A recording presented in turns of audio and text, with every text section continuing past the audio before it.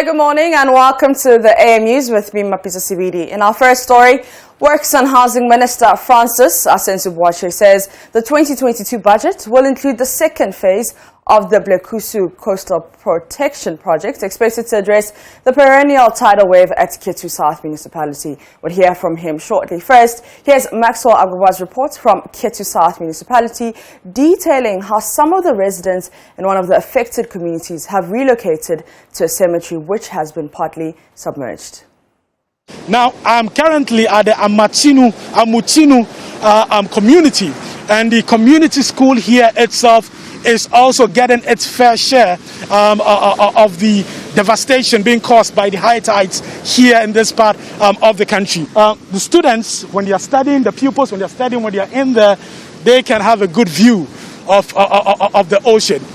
You've seen some of them there. Let's try and see if we can interact with some of them who were actually seated outside here studying. The sea, first time the sea, between the distance between the sea is very far. By this time, the sea is closer to us. Sometimes the sea can even come here, and we can flow through this area.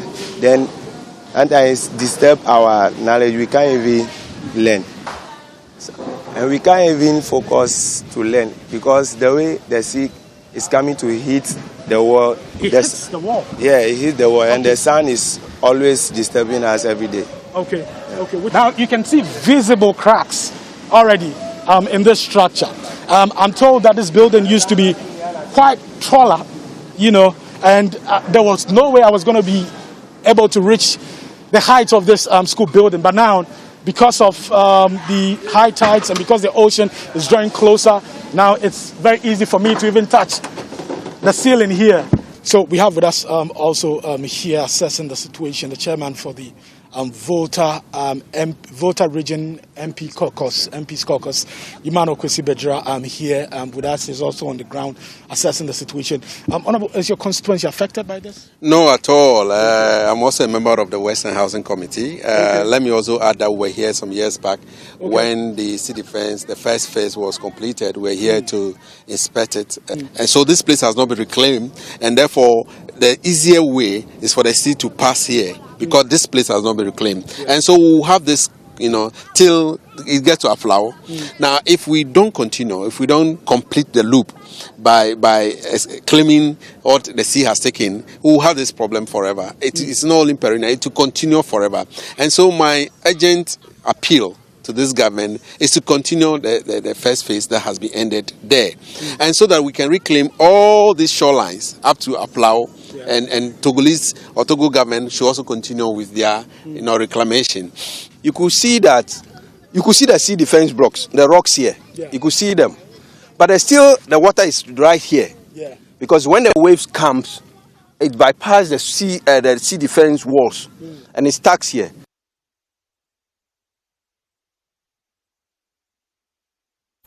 Time now to hear from Mr. Asensubwache, who notes an 8-kilometer project will generate revenue and improve the livelihoods of the people.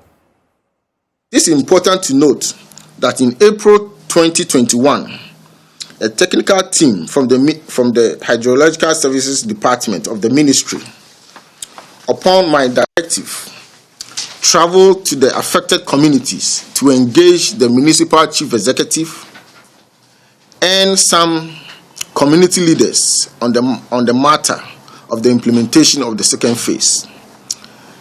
I also had the opportunity to lead a technical team to visit those communities to have a first-hand understanding of the matter and the situation on ground. It is envisaged that the completion of the works envisaged under the second phase of the project will cover a minimum coastal stretch of 8,000 meters. That is 8 kilometers. And this will surely ensure the total protection of the people of Agavaji, Salakope, Amuchuni, Adina communities and other affected communities within the constituency that continue to bear the brunt of these occasional disasters. The scope of works under the second phase of Blekusu Coastal Protection Project entails the construction of 37 armor rock drawings with land reclamation to protect 8 kilometers of coastal stretch. The ministry is currently actively working with the Ministry of Finance to raise the needed funding for the implementation of the second phase. I am very hopeful that the finance minister will touch on it. Roads within the La Medina and Kwantanang municipality in the Greater Accra region have moved from bad to worse just 2 weeks after Member of Parliament for the area, Francis Xavier Sosu, led residents there to demand immediate government action. Contractors working on sections of the road returned to the site last week after a year of absence over what the MCE called prolonged rains. But it is emerging that less than a week after returning, the contractors have abandoned the site again due to the rains. Manok Kranting visited the area and now reports.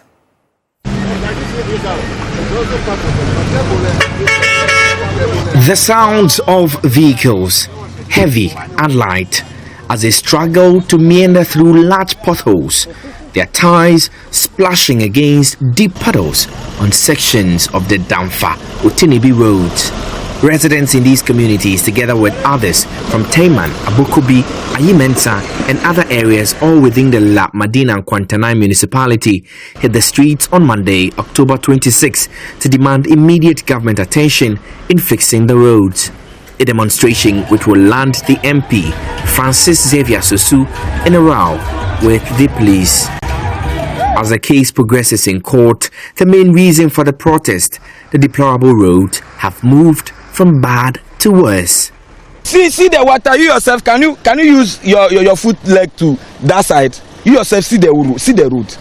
There's no any way. The children are suffer. See the school. We have government school over here, but there's no anything going on. With that car, we can't go where we are going to. Because I had to go down there, and trust me, like I had to return because I couldn't continue the journey. It's really terrible. So if it rains a lot, I have to park my car here, then walk, so that the next day or the next 2 days, then I'll come and pick my car. It's very terrible. So the government has to really do something about it for us. We are suffering here. And since last year, since August, we have never had a peace. Anytime it rains, terrible, very terrible, very terrible, very, very terrible. And this road is very simple. When you are going to Ebri from here, you don't have to go through Adenta barrier. You just drive through a distance about 5-10, then you are off. But now, when we are going to Adenta from here, when we are going to Ebri from here, you don't pass there. We go to Adenta and go. We need the road to be made to work for us. I don't know why. Look at this road. Look how I'm sweating. Just imagine that. I'm not being like they're not being like Ghanaians. The road should be done. You know, this fire would go to somewhere. Look at the hours I spent. Hours lost, money lost. My car also got bad. So please, we beg, you should try to work on the road for us. Contractors working on the road had a week ago returned to site after close to a year of being absent. Their stay on site, however, did not last more than a week. Talk say, contractor, how they give you excuse, no? If you are a contractor, where you say rain, you understand? The rain there, they fall, where you not go do anything about the rain. So you wait for come to the site, then they see the faults. Because if you say rain, where you go there, where you do the thing where the rain can spoil and get, which type of contractor are you? They want the contract, they give you money. So but now I'm expecting for now, if at least, if I not give excuse about rain matter. You know, as a contractor, when rain is falling, you have to be at the site. So when you are at the site, you can see where this thing is coming from. You bring these two machines just to grade the thing, but yet we are feeling the same difficulties. That's why we demonstrate for. Nothing I've done with the road. You cannot bring this machine and come and do something short this, then you just rain. When they are still falling, then themselves they know. MC for the area, Jennifer Dede Jabeng, who had earlier referred to the demonstration as needless, said the delay was due to the rains. The same rains whose impact is expected to be corrected by the construction of the roads, at least for the school children who are rendered immobile whenever it rains.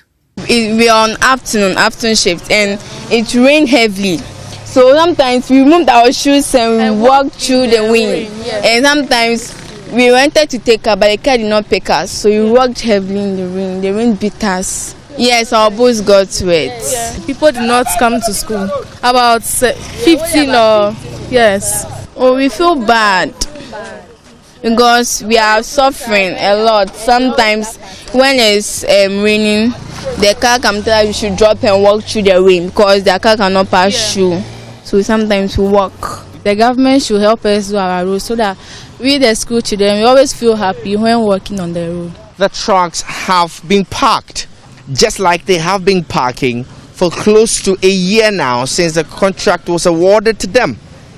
For now, the residents and motorists who ply this particular road would have to endure for some more time until when the contractor is ready to work on the road. For Manuel Cranting.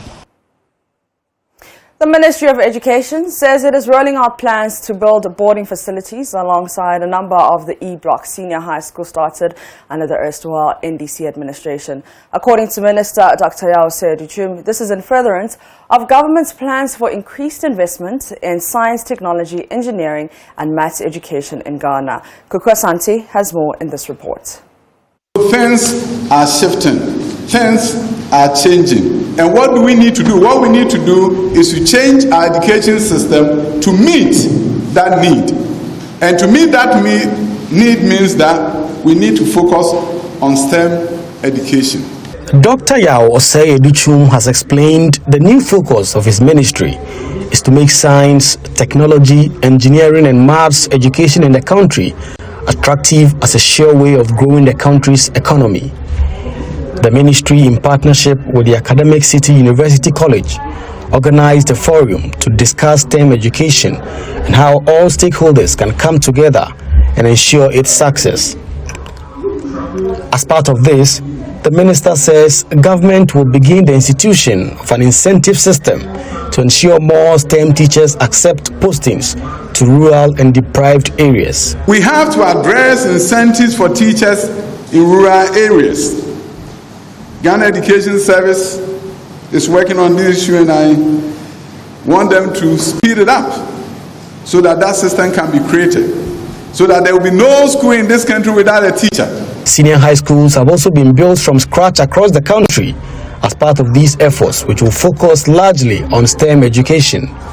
So the infrastructure that we are doing is to reform systems that are already in place in our regular schools, as we also build facilities that will ensure that STEM can truly be practiced. But not only this, the E-blocks built by the erstwhile NDC administration will now be equipped with boarding facilities. Ensure that in areas where there are E-blocks and there are no dorms, of course E-blocks didn't come with dorms, there are no facilities for students to come there and for the schools to be operationalized. We are building dormitory blocks so that the E-blocks can also be operationalized for the benefit of the Ghanaian student. The else resources that were used in building the E-blocks were the resources of this nation. And the president has directed that we do everything possible to ensure that in cases where the E-blocks were not built in the middle of town and the schools cannot be opened because students cannot just walk there, as is the case of Drobonso. The selection of Academic City University College as the venue for this conversation was not coincidental. The institution offers world-class programs in technology and engineering with a state-of-the-art and ultra-modern campus in Ghana. With a vision to become a world-class center for learning, innovation and entrepreneurship that nurtures future leaders who can innovatively solve complex problems within an ethical, entrepreneurial and collaborative environment. The University College says it's ready to play its role in deepening STEM education in Ghana. As part of the STEM efforts, government plans to grow the country's gross tertiary enrollment to 40% by 2030. Gross tertiary enrollment ratio is one important metric that if you can track, you know your country is changing. So Ghana is 18.8%, South Korea is 96.3%, and that is why the President of the Republic, Nana Addo Dankwa Akufo-Addo, during the last State of the Nation address told the country that he wants to move the gross tertiary enrollment ratio of Ghana from the current 18.8% to 40% by 2030. Residents of Akun in the Takwa Nsoyim municipality of the Western region are to benefit from government's National Alternative Employment and Livelihood Program for people affected by the ban on illegal mining, also called Galamsey. About 1,000 people from the predominantly farming community will be the first beneficiaries of the project, which is to partly ensure responsible mining. Correspondent Inathalia Kwansa has the rest of the story. Illegal mining has existed for generations, but in recent years, the trend has taken an alarming proportion. This has over the time triggered conversation, including stakeholders' consultations and meetings on finding a solution to it. There were the formation of military task force to facilitate the fight. In March 2017, the government responded to a media campaign against environmental degradation and placed the ban against small-scale mining entirely to save river bodies and other water sources in the name of extracting gold. The ban, on the hand, meant approximately 1 million and over people lost their livelihoods. However, to help other dependents on the illegal job creation, President Akufo-Addo a fortnight ago launched the government's National Alternative Employment and Livelihood Program specifically for the mining sector. The pursuit of gold in recent years through the phenomenon of illegal mining or balancing has reduced many of our forests to degraded lands and some of our rivers to polluted water bodies. The government is in full support of responsible small-scale mining activity. It should therefore be encouraged, and we will do all that is necessary to promote it for our collective benefit. I have great pleasure to declare the National Alternative Employment and Livelihood Program duly launched. Community mining is one of the many programs to be rolled out under this program. The Deputy Minister of Lands and Natural Resources in charge of mining, who is also the MP for Takwa Nsoyim, George Mrikuduka, at the launch of the Akon community mining said the government will ensure that the activities of the miners correspond with the law on mining. We've commissioned Akon community mining. We've added mercury-free machine as part of our commitment to the Minamata Convention of reducing the use of mercury. Also for them, if you look at what we've launched today, the small-scale and community mining operational manual, this is also to guide them as to how they will go by their duties. It is very, very important that we really go by this manual. It is key, because without an office, a first aid center, a changing room, and that of a dining hall, we're not commissioning any community mining session. And that must be the basic. Now, there is no embargo, but weeding out the recalcitrants. That is the new modus operandi. Let's identify those who are doing the right things. How do we support them? How do we encourage them? How do we motivate them? Those who are not also doing the right thing, we've launched the Operation Hall to clamp them down. The Western Regional Minister, Kobna Ochredaku-Mensah, who was at the ceremony, expressed optimism that the region is likely to benefit from about 100 community mining sites. I do believe that if we are able to absorb them to work, security issues will also go down. And then people will have their peace of mind to reinvest and grow the economy for the Western region and for Ghana as a whole. So I'm key in particular that we should be able to open more of these factories. Yeah, we are doing one district, one factory. With this one, we can do more. Now, people have seen the concept. It's not easy for anybody to build and then ask for the permissions. So I'm looking that within the next 2-3 years, we should be able to get the 100 mines up and running. Communications Director of the Ghana National Association of Small-Scale Miners, Abdul Razak Alassan said community mining is the way to go if Ghana, as a nation, wants to clamp down on illegalities in the mining sector. If you see the number of people this community mining model can pick, I think that one can reduce, if it cannot eradicate it completely, but it can reduce the illegalities to the barest minimum. So if you look at the whole, then some of us, we have the belief that the community mining can solve the problem of illegality. So it's a collaborative thing. Those whose livelihood were affected by the ban are hopeful of a brighter life ahead. In Athalia Kwansa, Joy News, Western Region. That's how we end the AM News. For more news, you can log into myjoyonline.com. My name is Mapisa CBD. The AM show continues.